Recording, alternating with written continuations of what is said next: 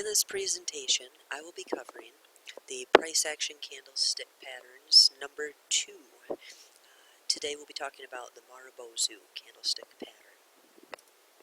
As always, we must start with a disclaimer, but when trading any financial asset, there's a possibility that you may sustain a partial or total loss of your investment funds. As a result, it is advised you should never invest with or trade upon money which you cannot afford to lose. Trading involves a real risk of loss, and past performance does not ensure future results. Feel free to pause the video to read through the entire disclaimer. So let's get started. What is the Marubozu? The Marubozu is the opposite of the doji candlestick pattern. The Marubozu's opening and closing prices are at the extreme ends of the candlestick. When a Marubozu appears, you see essentially a rectangle or a box. If price closes higher, then we know that the trend is quite bullish. If price closes lower, then we know that the trend is quite bearish. Here we have a Marubozu, and this is a bearish Marubozu. These black candles represent bearish candles, and the white represent bullish. Okay, it would probably be different on your MetaTrader 4. Each template is very different, but this is the one that I provided for free to you guys with the previous price action series that I did. So if you're familiar with that, or if you have that, then you know the difference in the colors there. As you can see, it is a rectangle or a box. Okay. It does not have wicks, okay, or tails, however you'd like to refer to these. Some refer to them as wicks and some refer to them as tails. The Marubozu does not. Occasionally you will see just a teeny tiny bit of one. Some say that is not an actual Marubozu, while others say that it is. It can still be traded the same, but just keep that in mind. There's kind of different opinions on that. So how do we trade the Marubozu? It's usually traded best when the market has been in a defined trend. For example, if the market has been in a downtrend, the appearance of the Marubozu could be an indication of the continuation of the trend. If a strong breakout occurs following a Marubozu, then the likeliness that the continuation of the trend is much higher. In this example, we have a downtrend that's occurring. Right here we have this retracement, we have this Marubozu, and then we have a continuation. Okay. Right here, when I said the strong breakout occurs, it was right here. Okay. So, some people will set their either enter at market price or set their pending orders to right below or above the Marubozu. I like to go based on the previous support or resistance, okay, or the previous low or high. So that's why I set right here. Okay, so a little bit lower than what some other people might, but that's just what I feel comfortable with as a trader, and you can find what works best for you. So here we have that breakout down, and then we had the continuation.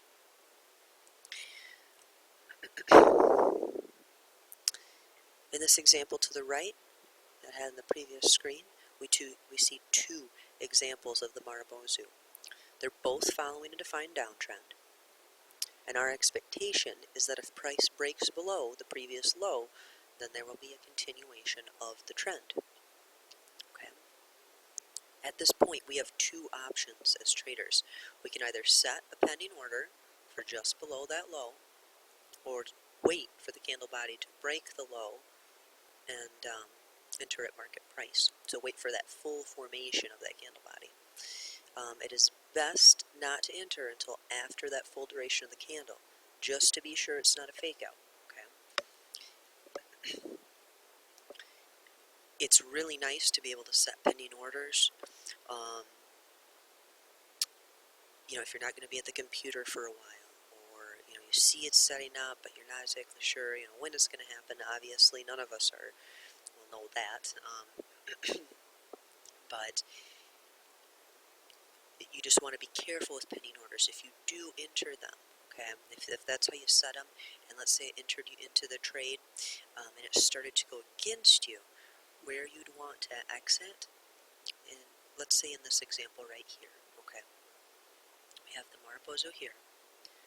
It's at previous low, which was right about there. Okay, it broke here. Now, let's say this candle ended up going against us, or let's say this didn't even end below this low. See that body of the candle? It ended below that low. Let's say it didn't. Let's say it was a fake out. The next candle started heading up. Okay, you'd want to set a stop loss above. You could either set it here, above that previous high right there, or right above the Marubozu candle.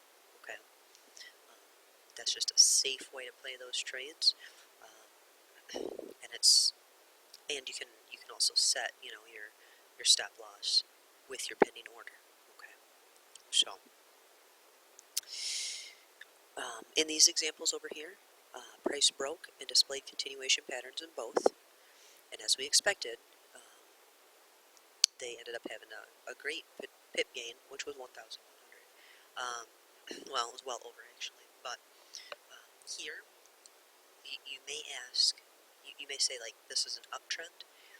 You could say that, however, this over here, it didn't break that previous high, which was here, okay, that last retracement. So, I still personally see this as a continued downtrend, okay. You can look at it both ways, but either way, we had our Marubozu here, and right below that, because this was the previous low, was right in here, so it was right around that Marubozu candle. Right here's where it broke. So if you would have entered a pending order, you would have got a better price than waiting for that full duration. Okay, so that's one really nice thing about pending orders. But if it would have gone against you, then you would have had a loss. So, and if you would have waited for the full formation of the candle, you still could have had a great pip gain. These are daily charts.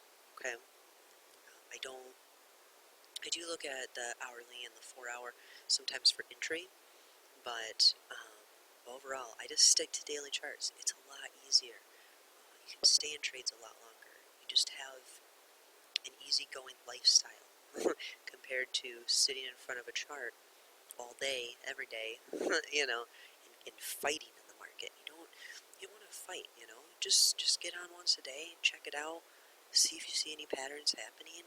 If you do see some, set up your pending orders, and or write it down on the calendar to check it out the next day to see what happened. Let's say you see a double top or double bottom forming, or you see a Marubozu possibly, or you see, just check it out. And you'll just have an easier lifestyle that way, in my opinion. Everybody's different. So, in my next lesson, I'll be covering the Harami candlestick pattern, and that should be a pretty fun one. So, you guys have a good one, and I will talk to you later.